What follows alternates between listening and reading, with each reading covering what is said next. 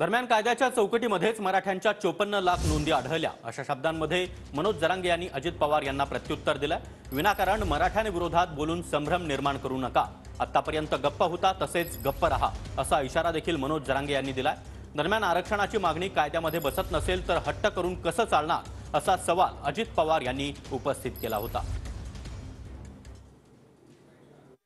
ते प्रश्न सोडवण्याच्या करता आमची मनापासूनची तयारी आहे। शेवटी कायद्याच्या चौकटीमध्ये बसलं पाहिजे। उद्या कुणी म्हणालं मला हे असंच आरक्षण द्या, ते कायद्यात बसतंय का? बसत असेल तर देऊ ना, विरोध कुणाचा आहे?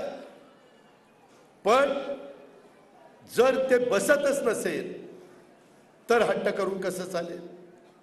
कायदा पारित करायला नोंदी लागते आणि आधार लागन, मग कायदा पारित करतो। 54 लाख नोंदी मिळाल्या, त्या कायद्यात चौकटीच आहेत का बाहेर आहेत? कायद्याची चौकट तुम्हाला कळती ती वेगळी असती, तुम्ही करतात ती वेगळी असती। ही खरी चौकट आहे। याच्यात मराठा आरक्षणात बसतोय।